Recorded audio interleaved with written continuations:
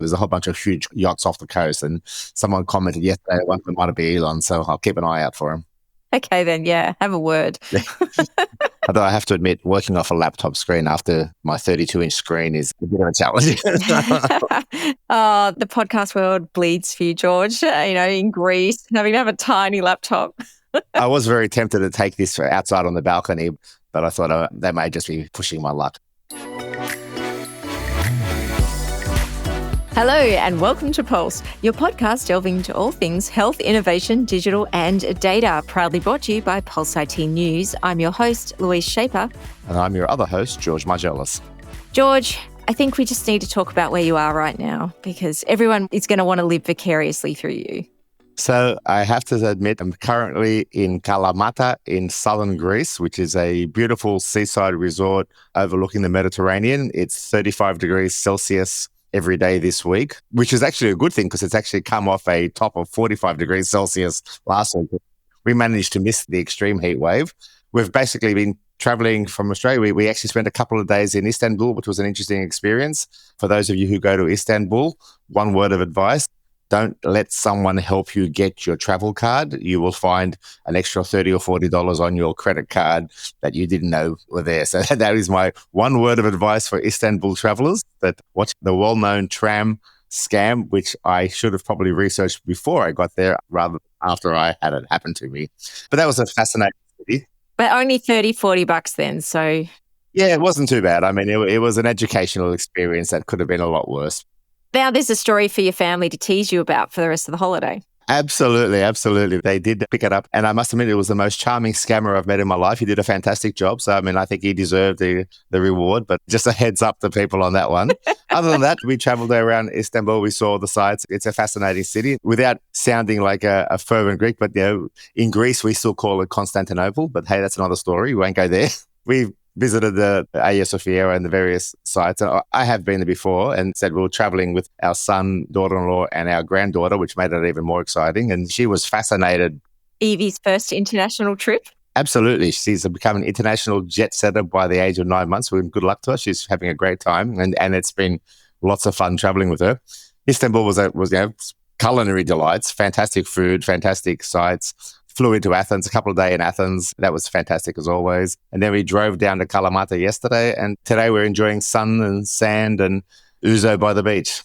Oh, man. Okay. I think next year, George, I'm going to have to organize my life better so I can catch up with you in Greece for a few days and crash your family holiday.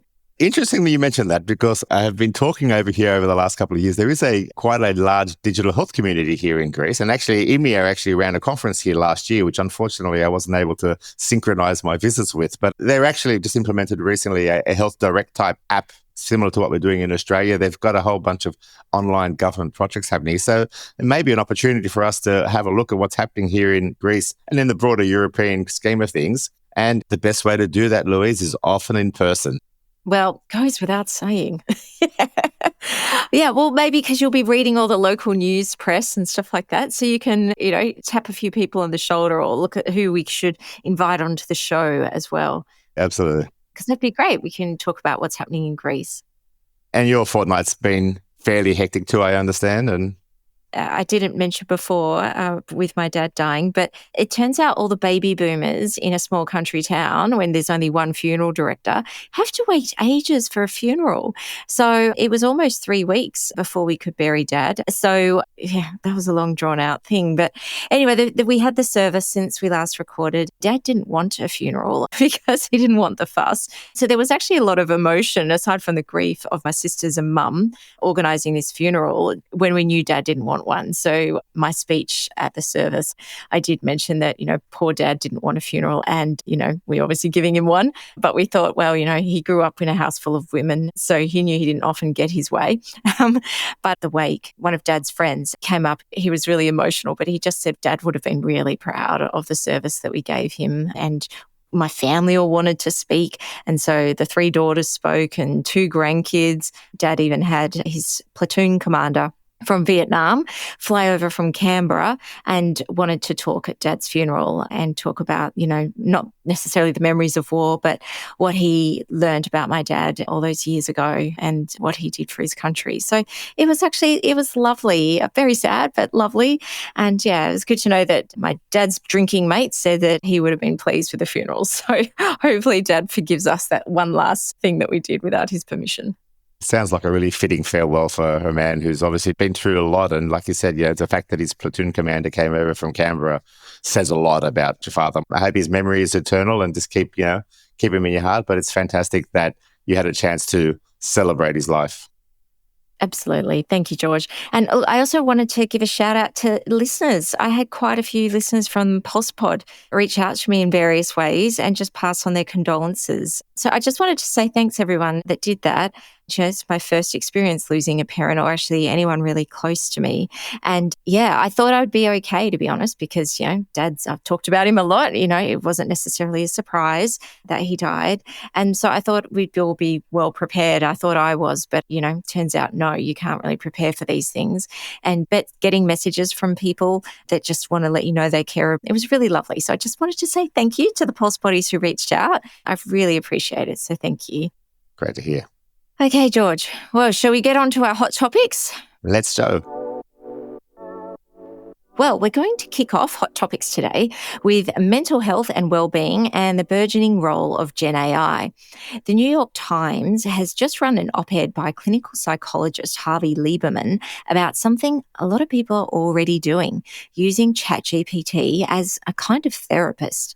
The piece explores how people are journaling with GenAI, working through emotions, and they're getting a weirdly effective combination of that self-reflection, but that synthetic empathy, I guess. I don't know how else to describe it, but it is synthetic empathy.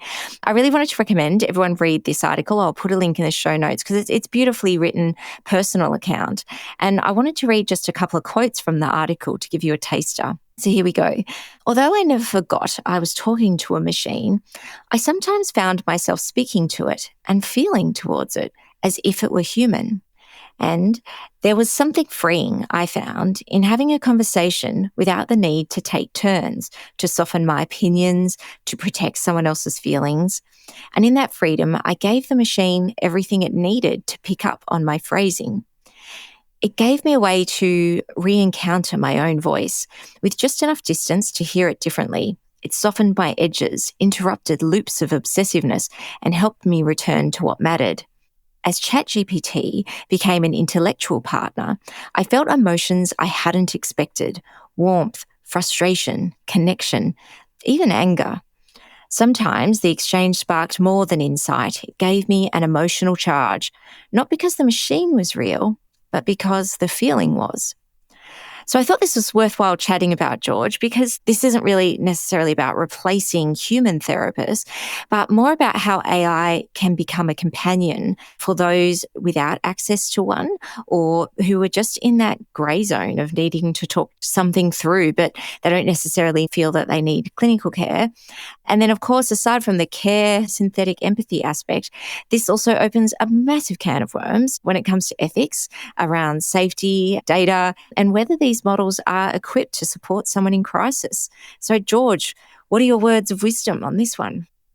Look, it was a very well-written article, I have to agree, and it does really dig deeply into some of those social issues around how we communicate with other human beings and how in this 21st century, the computer is replacing that communication.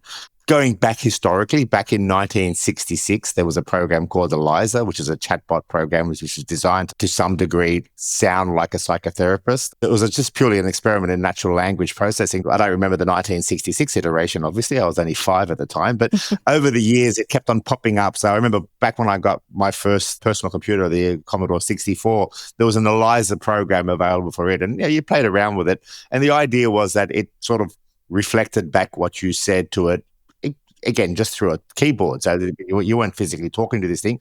There was actually a thing called the ELIZA effect that was generated because whilst users were interacting with ELIZA, they often felt as if they were conversing with a person who genuinely understood their emotions and concerns. So this is 1966. This is on a teletype prompt, not a voice activated system. So the idea of building empathy with a computer is not a new idea. ChatGPT being able to do that.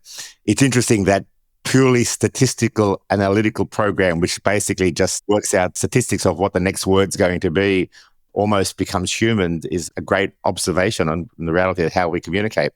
I think the important thing we need to keep in mind here is this is not a clinical trial. This article isn't saying that this is as good as a therapist. It's not comparing clinical outcomes. It's a consumer experience, but an informed consumer experience. And it demonstrates the right tool at the right time can make a big difference.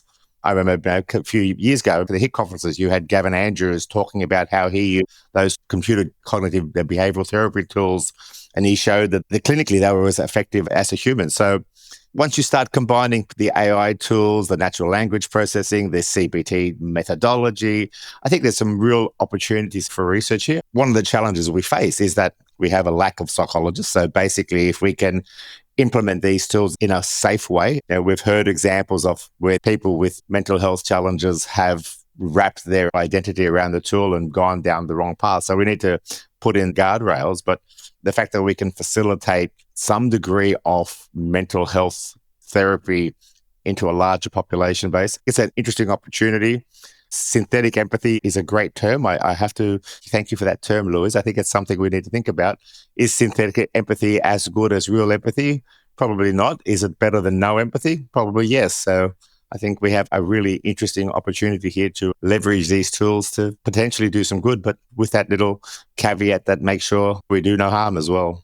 Yeah, I agree, George. And I think we're going to be talking about this topic a lot. These tools are so new, are so rudimentary, really, and yet so advanced in how people can use them. The other thing I was thinking is, how do the regulators cope with this sort of stuff? Well, it's one thing to say I've built an AI bot that is just for mental health type purposes and that potentially needing regulation. But when you've got this all-purpose, quite generic tool that can be used for all sorts of things, and it's not saying, hey, use me for therapy, regardless, regulators can't control how people choose to use the tool. So that just seems to me like, well, forget about regulating these tools, because unless you're purposely building something that you say is for this purpose, and this isn't, this is just a generic tool. And then I was thinking on those same lines that all of the startups that already have gone, great, this GenAI thing, awesome. I know what I'm going to do. I'm going to build an app. There's globally a whole market of these AI bots for mental health and well-being issues. Well, do you need that now if ChatGPT can just do it, or Claude, or any of these more commercially widely available ones? So I see this as also really disruptive to a burgeoning market that might not even get off the ground. I mean, obviously, platformatization is something which is going to change that market. These one-off apps that will be replaced by a platform, something they need to take into account as far as their business model goes. The interesting point is the importance of education. How do we train people to understand the limitations of these tools, the advantages of, we talk about digital literacy. We haven't even started talking about AI literacy, but it's a really important tool. And then as you highlight, the fact that this is something which is just going to be constantly sitting in the background. As more and more devices integrate these sort of things, I think we may actually be watching what's Hollywood shown us. And I go back to my favorite TV show, Star Trek, where, computer, make me a cup of coffee and tell me where Alpha Centauri is. Those sort of things are going to be the way we work in the future. It's not as fantastic as we thought when we first watched them back in the 70s and 80s. Yeah. I thought you were going to say the Jetsons for a moment. I'm like, we still don't have the flying cars. Well, maybe that's something you can talk to Elon about. And my wife, Marina, is waiting for Rosie. She wants Rosie the robot to be sitting around cleaning the house after the 4 boys. Oh, please. Everyone wants Rosie the robot. Yes, definitely. You were saying earlier that Elon Musk's yacht is apparently parked off the coast. So maybe if you run into Elon, you can say, look, forget about the self-driving cars. When are we getting the flying ones? Absolutely. There is a rumor that Elon Musk is off the coast of Kalamata. I suspect we're sitting on the same beach. But if I do see him in a taverna, I will raise it. Okay, all right. You can report back next episode, George. All right, well, let's get to our next story. In a move straight out of the campaign trail, the US government just hosted a White House summit called, guess what? Make HealthTech Great Again. The Centers for Medicare and Medicaid Services, CMS, brought together over 60 tech companies, including companies that you'd recognize like Amazon, Apple, Google, OpenAI, and Epic, to sign a new HealthTech Ecosystem pledge. And the big pitch? Break down data silos, open up access, and use AI to empower patients. It has several initiatives, this ecosystem pledge, and it includes conversational AI pilots, a national provider directory, a library of patient-facing apps on medicare.gov, not yet, but a future library, and a push for FHIR-based interoperability to be universal by the 4th of July, 2026. George, I really want to say good things about this because at a surface level, this is what our community's been working on for decades. I'd love to see all this stuff happen and we can just wrap up shop. No need for the podcast anymore because healthcare has got this all sorted. So I'd love to see that this is realised, but it's hard not to be cynical when, there's a few issues. There didn't seem to be any open opportunity for tech companies to apply to be part of this. Dr. Oz, who runs the CMS, his own company was one of those 60 tech companies.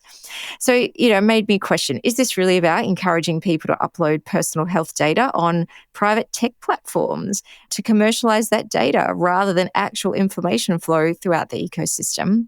And my other comment is, I would say it's also hard to celebrate this when the government is at the same time dismantling science, healthcare research and delivery infrastructure. They're cutting benefits to people who need it.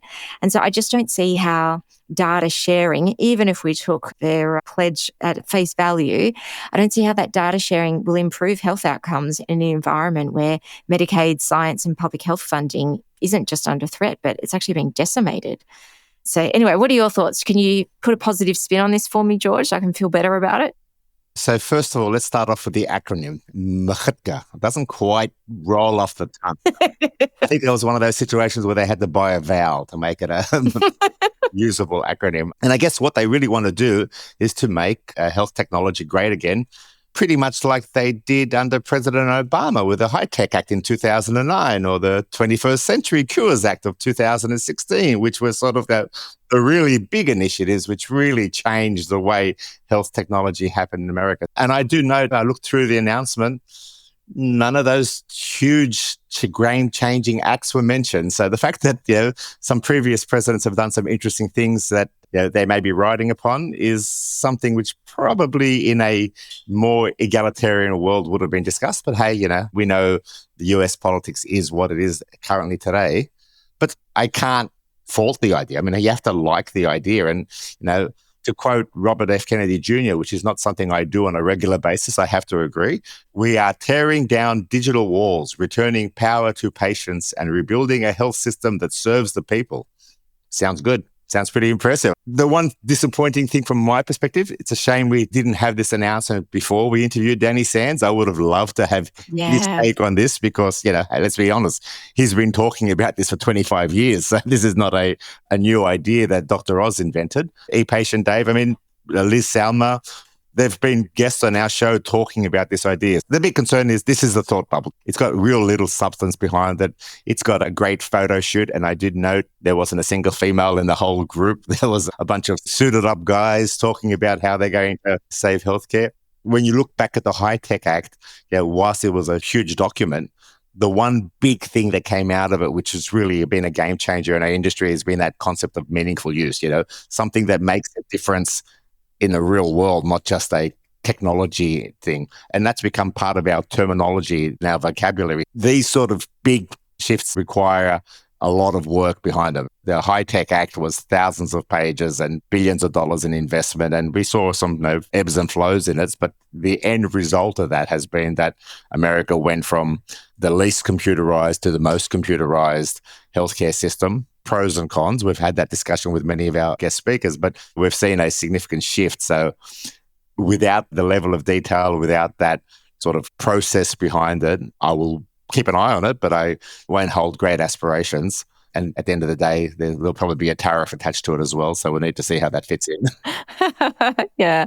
All right. Well, we'll certainly have to keep an eye on it. But, The digital walls thing, and look, I understand that, but listeners to Pulse understand those walls are completely artifice. They don't exist for any other reason than the business models are broken. And that's why we don't have the data moving around the system as much as it should be.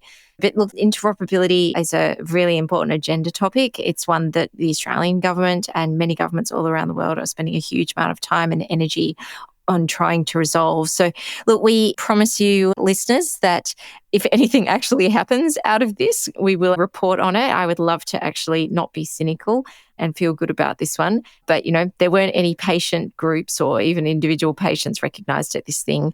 And even though there were 60 tech companies, there was hardly any actual health companies, actual payers. So, Cleveland Clinic was there, which is great. But I think there was 3 or 4. There weren't very many. But George, one thing I did note, and I only saw it this morning, the esteemed publication The Guardian actually wrote a story about this. And their headline was Trump administration launching health tracking system with big tech's help. So, even I know I was like, oh no, that's the last thing we want is headlines like that. We don't want to encourage that discussion that, well, this is all about the government trying to, track your health data. Especially here, I think it's more about the tech companies actually. If there'd been some people like John Halamko or Danny Sands, many of those people who we've been speaking to over the years who have been involved in this space in that meeting, I would have sort of said, okay, there's a scope for it. But the fact that, and as you highlight, a lot of this is reliant on good science, and good science is something we're not seeing a lot of coming out of the US at the moment. But hey, they may surprise us. Maybe Dr. Oz has something up his sleeve that we're not aware of yet. Okay. Well, we will report back, listeners.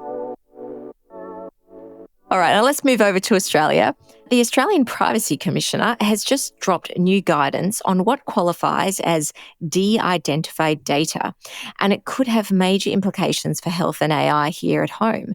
The trigger was a case which we discussed last year involving unmet radiology, where data was shared for model training in a supposedly de-identified form. But the Privacy Commissioner has ruled on that case and determined that the data wasn't de-identified enough. And what that means is that it was personal information with all that compliance requirements that entails. So they've put out this guidance, and it's a really strong signal that regulators are finally catching up with the grey areas of AI training data. Because I note, George, as well, that in the US, a court case over there, the courts have determined that OpenAI and all of those private GenAI companies, it's not copyrighted material. Even though they grabbed copyrighted material and used it to feed their tools, it's apparently, no, that's a fair use policy. So everyone else has to abide by copyright, but not these guys. And now the Privacy Commissioner is saying as well that when it comes to personal information, there's stricter requirements required to say that it is de-identified before it can be used for training data. Well, first of all, Ian Opperman is one of my favorite tech gurus. So when he posts something on LinkedIn about data privacy, I take notice because he lives in that world. De-identification sounds relatively simple for the layperson. Take out the name, change the date of birth, and voila, you're declassified. However, as many studies have shown, that is not enough. And you can actually use that sort of de-identified data to identify an individual with a specific disease and condition or other information about them. So the fact that the Australian Privacy Commissioner has released new guidelines, especially in that context that we're starting to use this data to feed AI large language models, and as we feed more and more information into large language models, the fact is, without proper de-identification, it may pop up one day and sort of say, just as George Margelis, who has XYZ disease, according to the records in our system show, whilst most of us sort of think, okay, we don't really care about our health information, there's nothing in there that's secret, it has other consequences. It may have consequences for life insurance. It might have consequences for other family members. If you have disclosed a genetic disease, then that means everybody in your family group by default may also have that identified for them. So there is a whole bunch of consequences here. So this is a deep technical issue. I mean, the Australian Institute of Health and Welfare was probably watching this with great interest because they're the ones who use a lot of these data sets for making decisions and providing us information. The fact that we're going through the process of making sure that de-identification is real, that people's privacy and security is being managed. The point you make around the copyrighted data being used by large language models, that did catch me by surprise, and I'm sure disappointed quite a lot of people when they realized that, their intellectual property is now free for all out in the real world and they can't make a living from it. And if you can't make a living from your intellectual property, then why develop intellectual property? So I think that'll have connotations down the track as well. So I think there's some real challenges going forward in that space. Yeah, that's right. Unless you can turn your intellectual property into a Marvel movie, that seems to be the only way to actually make money out of IP anymore. Well, it's good for everyone to know that document exists. I will put a link to it in the show notes. But yeah, it's something for everyone, especially in Australia or people who are looking to sell into Australia, to really understand this guidance on how do you actually really de-identify data. All right, George, we don't talk about Africa enough on this pod. And we are now, and I'm sorry, it's another AI story, listeners, but it's just almost impossible to find stories that aren't AI. But this is a good one. So OpenAI just published a real-world clinical study with Penda Health in Kenya. The results are pretty impressive. They trialled a clinical AI co-pilot across 40,000 patient visits in 15 primary care clinics. The AI co-pilot was used as a clinical decision support tool, and it plugged directly into a web EMR. And it was used to guide clinicians on how to improve their work. They used a simple traffic light system. So there was no text. It was just like green for good, yellow, you should pause and just double check. Red, you should stop what you're doing. And it was an alert type system.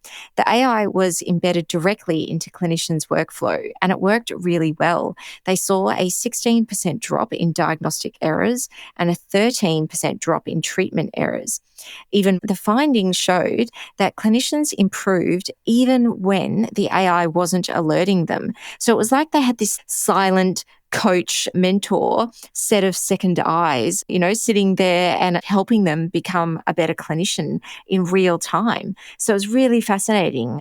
Well, first of all, and who knew Nairobi, Kenya had such a sophisticated primary healthcare system as described in this paper? I wish my GP practice was as efficient and as effective as these guys. I met a contingent from Africa a couple of years ago when I was at the Mobile World Conference in Barcelona. And I have to say, I was blown away by their professionalism, but also their concept of frugal innovation. They were doing some amazing work for hundreds of dollars versus hundreds of thousands of dollars. So there was some really interesting stuff happening there. I know my colleagues at the ECH Alliance have been doing a lot of work with the Africa Digital Health Network, and I'll do a specific call out. There's a guy in Kenya called Dr. Amit Thacker, who I met in Barcelona, who was probably one of the most impressive men I've met in my life. I have to say, he was just so articulate, so well informed. He runs an organization called Africa Health Business, and he's done some amazing stuff in Africa. So I will send you his contact details. I think we should call him in. But again, we're talking now a huge chunk of the world population, resources much lower than what we're used to in our countries, and they've got an opportunity to develop a whole new health system. Switching over to this paper has drawn a lot of attention, and it comes after a paper which came out a couple of weeks ago from Microsoft, which was looking at agentic AI tools in healthcare, which got quite a bit of a disparagement because it was a sort of a pseudo real world environment. They used New England Journal of Medicine histories in a pseudo primary care environment. And there was a lot of criticism that it didn't look at the real world. It was a idealized world, which was optimized to make the AI look as good as possible. This paper, on the other hand, is a real world environment. I mean, it's a long paper. It's very detailed, but it looks very well written. It's very well researched. It starts off with a really good description around the current challenges of AI research in healthcare. When these are things we've been discussing for a while, that at the moment it's been purely theoretical. The real world implementation of an AI tool in a real world primary care clinic, they call the tool AI Console, doesn't pretend to be an AI doctor, like you pointed out. It sits there in the background and it supports the decision-making of the clinician, and it does so using the existing EMR implementation, so it doesn't require them to reinvent the wheel, and it really looks like a well-designed trial. Keep in mind, it's not a peer-reviewed journal article. It is effectively a white paper. It's published by the people at OpenAI. I'm sure they made sure it looks favorable, but they seem to have described the methodologies and everything quite well. What they found was that the tool helped clinicians make fewer diagnostic and treatment errors. That's a good thing. We know that errors are the source of poor outcomes.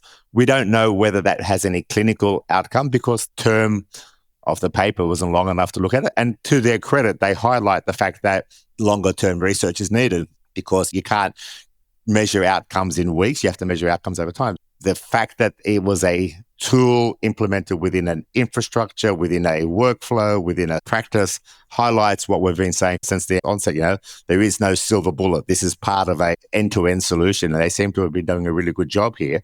So I will watch this with great interest. Again, repeatability is important. Can they do this elsewhere? Was it specific to this place? They talk about, is it generalizable? We don't know, but it's been done in a real world environment. Maybe there's opportunity for some Australian organizations to think about doing a similar type study. I mean, we're seeing the implementation of these tools. Health services research is complicated versus pure technology research. So I think this is part of the challenge you face is that, evaluating a healthcare system. Joanna Westbrook. Yeah, Joanna and Jeffrey and Rico, they'd knock it out of the park. Absolutely. Guys, if you listen to the podcast, prompt, there's some research we can do here in Australia. We'd be happy to help you through our podcast. Absolutely. And I do love that idea. There's been so much focus on, this AI is so smart and it's better than doctors and all of that sort of stuff. But, this is really simple for it to be embedded in workflow, this simple color-coded traffic light, which is pretty universal, those systems. And the fact that it's designed to actually make clinicians better at their jobs rather than replace them. I hope it gets legs and it'd be good to see it scale in other environments. And that concept of, optimizing the clinician's skill sets and a continuous learning tool. I mean, I think there's some really great components of this paper that I think will make a big difference. Again, we just need to repeat the study because a technology company's white paper is not a clinical research paper. It is a white paper. I'd love to get some academics' feedback on the methodologies and whatever, but it's probably one of the most positive steps we've had in the AI in healthcare revolution. Cool. All right. Well, thanks, George.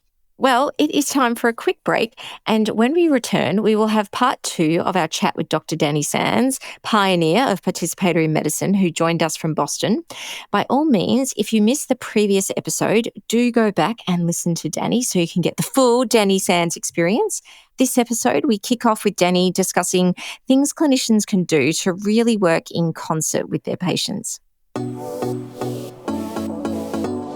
Considering that some clinicians still feel discomfort with this idea, in your experience, Danny, can you share for those of us who are listening and want to not just change our own practice, but really want to help our colleagues and especially for the executives, and we have a lot of senior people who listen to the pod, what can we do to support clinicians in this culture shift to a much more collaborative model? Because we need everybody to do this so that we can actually have this participatory medicine at scale.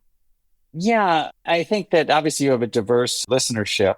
So it's hard to say, it's not necessarily one set of lessons for everybody. So let's say you're a healthcare executive, you're working in a healthcare system or a practice. All right, well, one of the things you can do is you can make sure you have a patient portal, make sure patients can see their records online. That's the ultimate in openness, right? I think that's really important. But even how you use that EHR. So you should be designing your exam room so that the clinician and the patient can be sharing a computer screen. Do not design an exam room so that the screen is definitely going to be hidden from the patient. The doctor is behind the screen, for example, or the patient can't really see the screen without craning their neck. Design rooms so that you can have a dialogue. That computer needs to be a part of the conversation. But I think there are other things, I think we should be training physicians in how to make that EHR be used more effectively. And these are sort of the softer skills in EHR use. I think that we need to create a community. We need to educate patients in how important this participatory medicine is, how they need to step up, and how they need to be better healthcare consumers, how they need to learn about their conditions, learn how they can be more engaged in their health, learn how to ask questions, learn how to demand the openness that we're talking about. And I think those are the kind of things that I think are really, really important. And I know we're talking a lot about older technologies here, but we still don't get them right. So the EHR isn't new, right? But we still really don't get this right. And so there are lots of different ways to do this. We could talk about opportunities for digital health in AI, for example. And by the way, one of the meta themes of this paper is that some of the topics are the same topics. Some of the issues are the same. The only thing that changes is the technology. So back in the early days of the web, people were worried that patients shouldn't look at websites. And in fact, maybe doctors shouldn't either because they might be looking at the wrong things. So the hospitals were having discussions. We had one in our hospital, even where I work, about maybe we shouldn't allow any access to the internet, to the web. Yes. That was a thing that was talking about. And now the same conversation's going on with AI tools. Maybe we should block access to AI within the medical center because people might do bad things or they might upload patient information or what have you. The same topics occur over and over again. Back in the web days, doctors would say, I don't want patients using Google. They shouldn't be doing that. Oh, yes. Now it's, I don't want my patients using AI. It's the same things that come up over and over and over again with these technologies.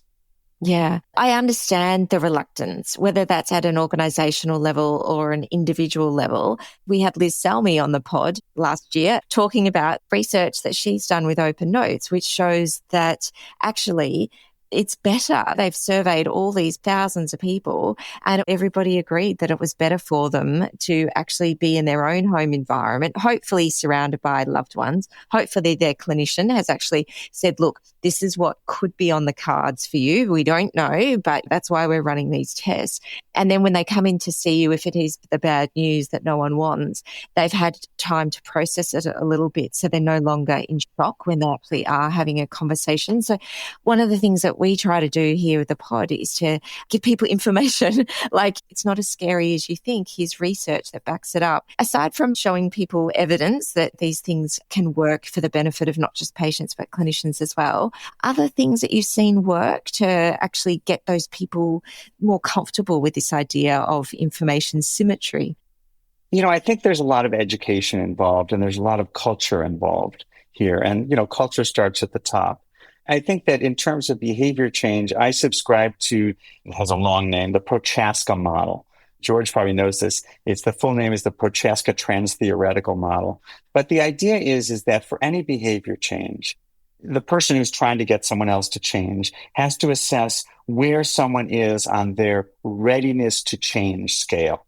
So there are 5 phases that you can be in. One is, they call it pre-contemplative, where you're not even thinking about this. There's no way you're going to do something, whether it's quitting smoking or whatever it is. The next stage is contemplative, where you're considering, maybe I could make a change. I need more information. And the next one is readiness. You're actually ready to do something. And then there's making the change. And then there's a maintenance. So whenever we're making behavior change, and I use this with patients as well, we can think about where someone is, you support them in that, and you try to get them to the next box. You don't try to get them to go from, 0 to 5 right away. When we educate people, when we help people, we got to recognize that it's a process, right? We're going to get people up to the next phase, and then they'll be ready for the next phase after that. So when I teach physicians, that's the way I approach it, because I don't expect that they're going to all of a sudden change what they do. But there's another issue, which I think is really important. So change is scary, and physicians are under a lot of pressure. So we have to understand that fear, and we have to help people get over it. And as you said, Liz Salmi said, it's not so scary, at least from the patient standpoint. It's not so scary for physicians either. And in fact, when patients have access to their own information, they have better conversations with their healthcare professionals. And because they have access already, it makes us want to make sure we're getting back to our patients promptly with our interpretation of their results. Because before that, often doctors would just let it slide and they wouldn't get back to patients. Now patients have access to it, which I think is a good thing. But there's another lesson here that I think is very important, which is that I really believe that when physicians can embrace this participatory model of healthcare, which is, let's think about healthcare not just as piecework that I'm doing, not just as a service that I'm performing, but as a true collaboration. We say at the society that collaboration is the best medicine. And so when we can embrace this as healthcare professionals, that really increases the joy of practice. And why is that important? Because we're losing physicians. Physicians are burning out. At least in the US, maybe this is an international trend, physicians' rates of suicide are at all-time highs. And there are all these things that are causing physicians to burn out and leave practice. And that has devastating impact on the health of our population. So if we can do something to improve joy of practice, then that's a win. So it's helping the patients and it's helping the healthcare professionals. Now, the joy of medicine is something that I think everyone is listening and smiling right now, thinking that, yeah, like it should be joyful. There's someone I know who listens to this podcast who talks to me a lot about the joy of medicine and is in a senior role and is trying to inject that into the work that he does and the people that he has impact on. So special shout out, he knows who he is. Anyway, over to you, George. Look, and I think you make a really valid point, and it's a similar challenge we face here. I mean, one of the big challenges we have here in Australia is that very few people who go through medicine actually go into primary care. So we have a huge shortage of primary care providers. The average age of our primary care providers is up in the late 50s, early 60s. And I look at the cohort of the students who went through with my son, who's now in his early 30s. I think out of the cohort of 30 or 40 that I knew, one did general practice. Everyone else went into subspecialties, or a lot of them left medicine altogether and started working for commercial entities. So I think that return to the joy of medicine, the reason why we put our hand up to go to med school, because let's be honest, it wasn't an easy exercise to go from high school to med school. There's a lot of work involved. So I think that's really critical. And again, that idea of it being a collaborative journey. I mean, it goes back to the old Hippocrates day where they sat around a tree and had discussions. The funding model is obviously the challenge there. I mean, the way healthcare is funded, the administrative models around it, and we're not going to solve that problem overnight. But how do we get the patients to make sure they extol the virtues of having this participatory system? And again, we've talked about how we get the clinicians on board. The systems, how do we get the funding models to change? Is that something that's being discussed? I mean, you had the Accountable Care Act in America, which was sort of a step forward. So you asked sort of two questions in there. And one of them is, how do we get the healthcare professionals to change? And now you're asking, how do we get the patients to change? And I think that's a lot of education too. And I believe, by the way, that education should start when they're young. They're in middle school. I don't know if you call it that there. Is it middle school in Australia before high school? So we go primary school up to year 6, and then high school's year 7 to year 12. Okay, so let's say early high school is what I'm saying for Australia. Early high school, we should be teaching that when we start teaching kids about health. And we teach them about media literacy. We should be teaching them health literacy largely. It shouldn't be just about sex education. So we need to teach them how to be e-patients before they need to be e-patients. Because otherwise they're going into their, when they start getting conditions, they have to start seeing their doctor and so on. They're going to be like deer in the headlights. They're not going to know what to do. They're not going to, it's this weird environment where people are wearing white and it's all sterile and the doctor seems all powerful. And the default is for the patient to be passive. But when patients are able to learn how to step up, how to learn about their conditions, learn about their health, learn how to engage your physician, your healthcare professional in a productive dialogue, that makes the experience much more fulfilling. Patients have agency.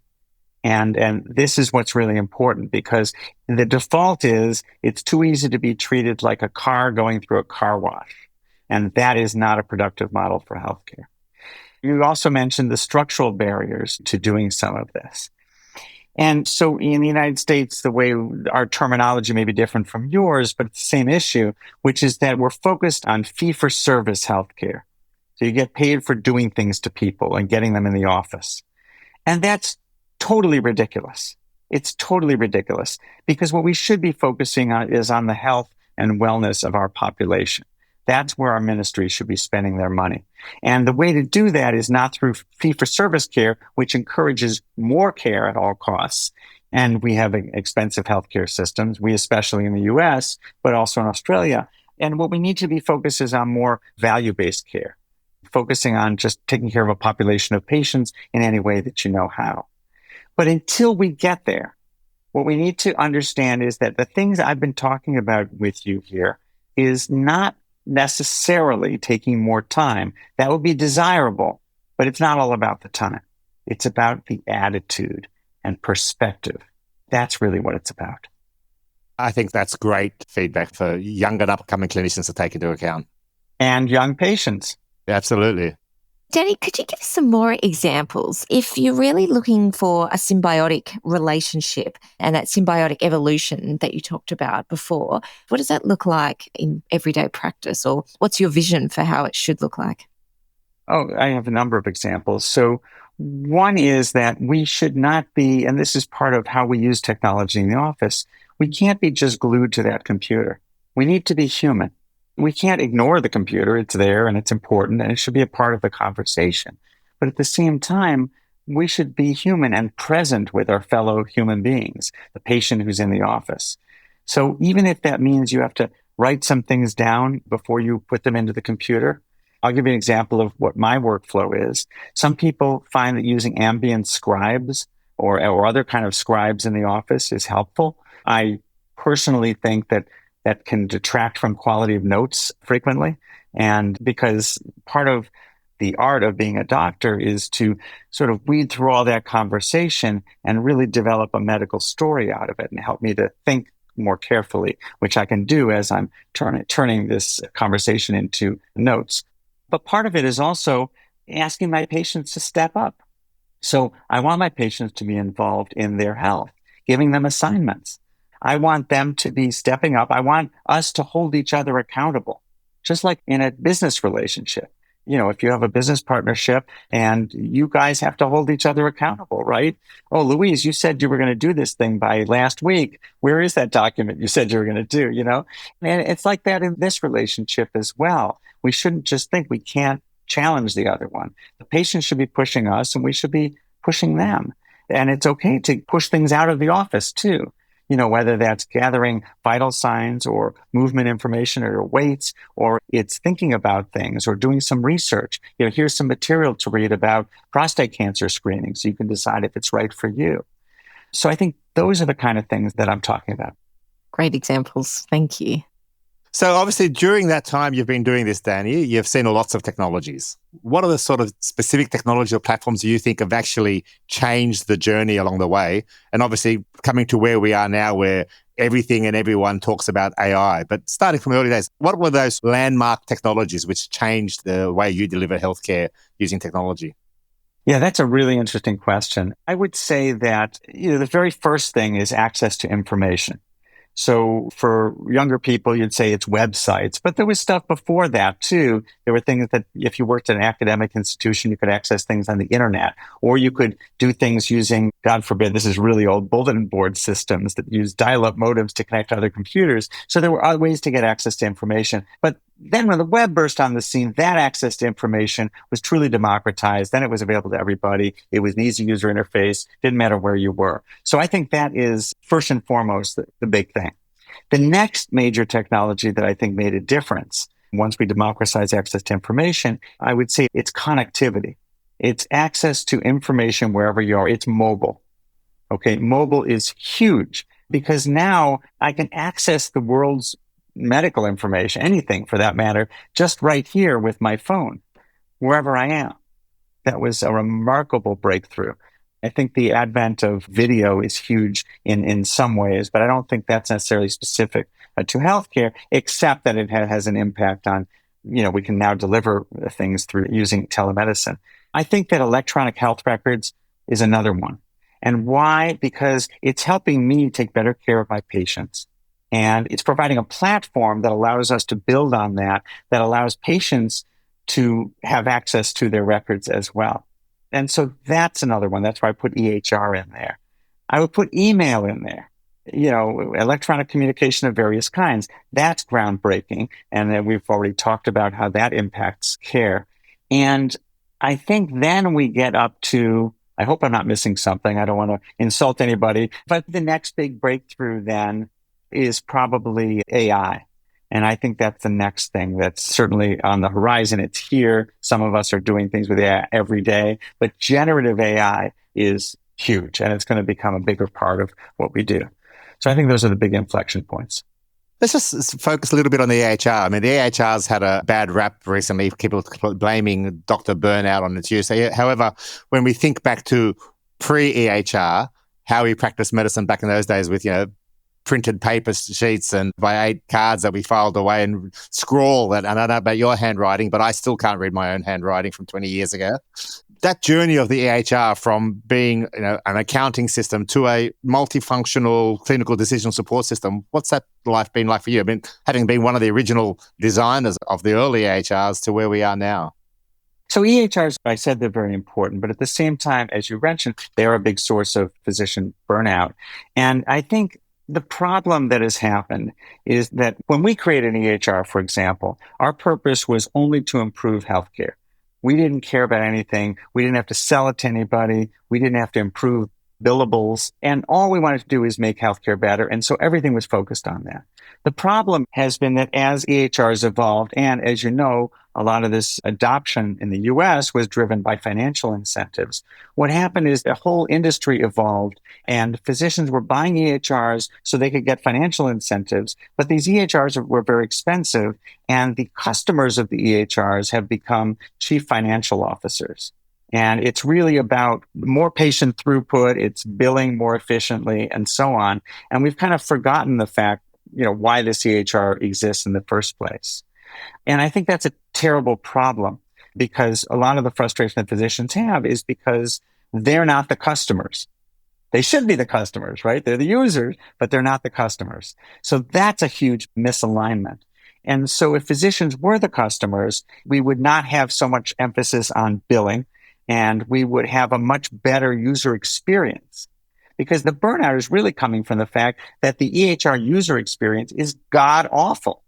It is really, really awful. And physicians have become cogs in the wheel, and all they have to do is they have to just buck up and deal with it.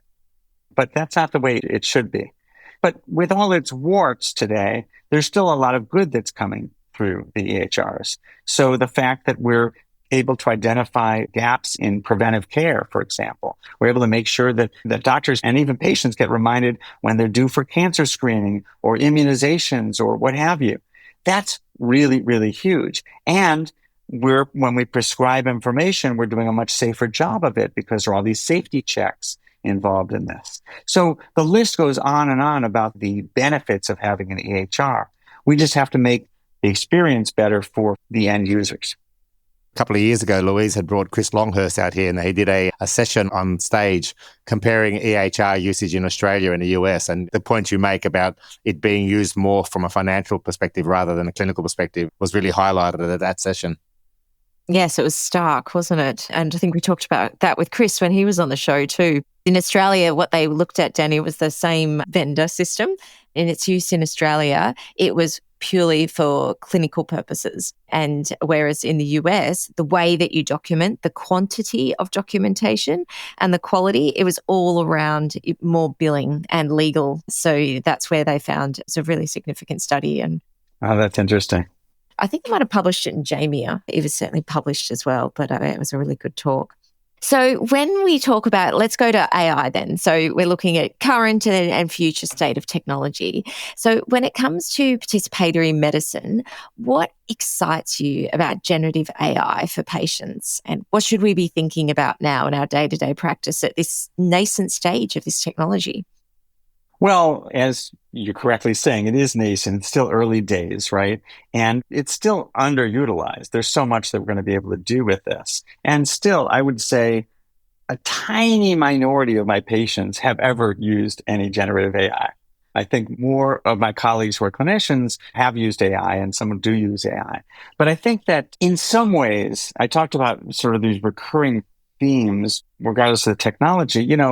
We worried in the past about, patients who are getting information. It may not be good from, Googling and looking at health websites. Now the same concern comes up with generative AI. But the thing is, that's the same theme, but there's so much more to this. So you can use generative AI to just ask questions, right? But you can do much more creative things with this.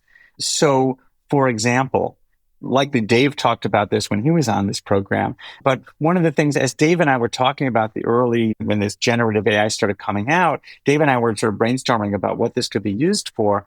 And so what Dave did is he went ahead and did something. He took the office note that I generated from his annual visit and review of problems, and he fed it to ChatGPT, And the prompt was something like, distill this note into key actionable items for me, the patient, and make it at an 8th grade reading level.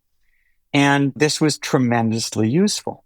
So that's a creative use of the technology where, wow, it can help. Now that we're letting patients look at their records, this is really going to help them understand them in a much deeper way, because I can feed my information to ChatGPT or Gemini or any of these things. And so that's going to help me identify insights. But patients can also combine that information with other information that their healthcare professionals may not have, such as maybe it's their activity information, right, that they're gathering on themselves. Maybe it's any kind of other information or facts that their doctors may not have. Remember that patients spend only a small portion of their life in the doctor's office in professional healthcare. At a previous company that I worked with from the early days, we created this slogan that I think I came up with, which is health happens between visits. And that's absolutely true. So patients can have all these insights in between visits, and they can then be empowered, have agency and learn what they can do, but also they can share this with their healthcare professionals if they choose. But also patients can do other things. So for example, my doctor thinks I should do this procedure, and I am concerned about doing this procedure and I want to push back on that. How should I have this conversation? Can we role play this conversation with my doctor? And you can even give it lots of information on who your doctor is, and it can really customize that experience. So I think that's a huge opportunity for patients. The examples go on and on for what patients can do with this technology. From the healthcare professional side, I think the opportunities are also endless. In addition to reference, I don't know if this is available in Australia yet, but we have a generative AI tool called Open Evidence. And this company, is that available in Australia? It is available. It's on a limited beta, I think, certainly I've got access to it, and it is an amazing tool. It's amazing, right? And it's customized. It'll give you references for the things that it gives you. It's tremendous. They have a relationship with the New England Journal of Medicine, with JAMA, the JAMA Network. And so it's able to really give you articles. It's not just making up references and so on. So that's just terrific, right? It's fantastic. If I'm reading a medical article on a patient, I've got this patient and they have a new problem, and there's one article I want to read about this. It's a long article. I don't understand it. Well, I can feed the PDF to ChatGPT or Gemini or any of these tools, and it can help me understand this better. And moreover, I can then interact with it and I can ask questions. So that when we do a search, yes, you can keep doing search over and over again, but this is interactive. This remembers the context. And it's really just fantastic. In fact, I could keep a chat open about each of my complex patients, and then I can return to that chat later as I'm getting more information. I think we're going to be increasingly using this technology as workforce tools to help us with patient interactions, maybe as a call center, as an extender for human beings like nurses or care managers. We can do amazing things with these technologies that way. And there's some companies that are doing work in this space already. And maybe I want to role play how I'm going to give the patient bad news.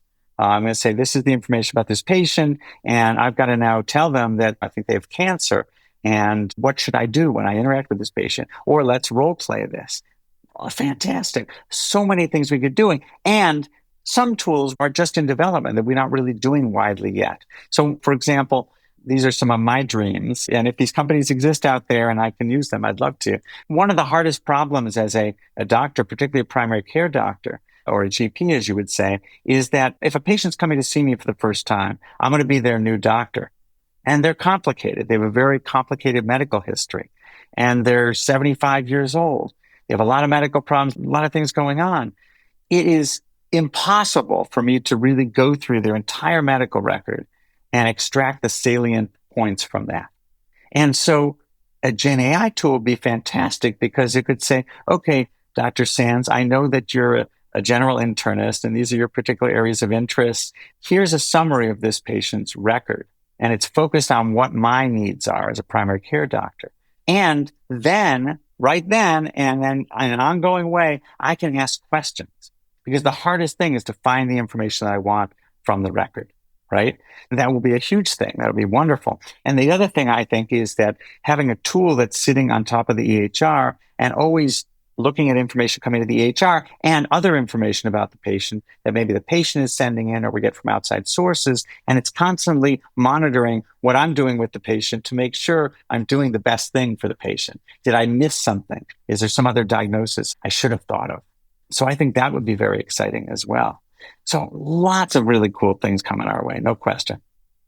I think the biggest challenge there is just the rate of change with this in the AI space. I mean, ChatGPT is 3 years old, and then we've seen that evolve from what was effectively a Google on steroids to a much more powerful tool. And that's those workflows you discussed now are important, which brings us to the next big thing, which is, coming up now, agentic AI, where multiple AI tools collaborate together to do things. And we saw a recent paper from Microsoft, which suggests that its diagnostic accuracy is amazing, but a lot of people have asked about its clinical utility. Can it actually make a clinical difference? What are your thoughts on those new tools? Well, first of all, lots of different things we can do with agentic AI, but having AI, sort of independently pursue goals, things that need to be done, I think that's going to be tremendously useful as we figure out how to use these things. I think that AI helping as a diagnostic tool for clinicians, it's an opportunity, but it's a challenge. And I'll just give you a few aspects of this. So we've been using AI to help with diagnosis in radiology and in pathology for a while, right? One of the challenges is that how do you use this? Do you just say, okay, the AI is good enough? Obviously it's not, and we want to make sure it's not making mistakes. You have to have some oversight there. But the more doctor looks over this stuff and says, oh, it's actually pretty good, then the less doctors are going to really pay attention to the quality of the work. And so we will wind up with problems there. On the diagnosis side, I think that's an interesting thing, is because doctors most of the time know what's going on and they know what to do with patients. And so one of the things we learned in the older generations of diagnostic support tools, things like DXplain and a QMR and things like that, is that it's too hard to enter all this information in there. And I'm not going to do that because most of the time I know what's going on. But sometimes I don't. And the problem is that sometimes I know that I don't know something. And then other times I don't know that I don't know something. So I might be pretty confident that I know what's going on with you, George. But it turns out I'm missing the ballpark. I'm missing it altogether. Right? It's a totally different thing. So that's why I think that my dream, as I said, is that I have sort of a co-pilot there, just sort of monitoring to make sure I'm not missing anything in my diagnoses. Now, I should mention that we're doing an interesting research project with Google here at Beth Israel Deaconess. And Adam Rodman is one of my colleagues, is leading this effort. And what this is doing is taking patients who have a same-day visit, so they have an urgent visit kind of thing, and we get their permission, and then we let them interact with a chat tool, Google's own special chat tool. It's called AMIE, A-M-I-E, and it goes through a diagnostic discussion with them. And it's asking them questions just like a doctor or a healthcare professional would.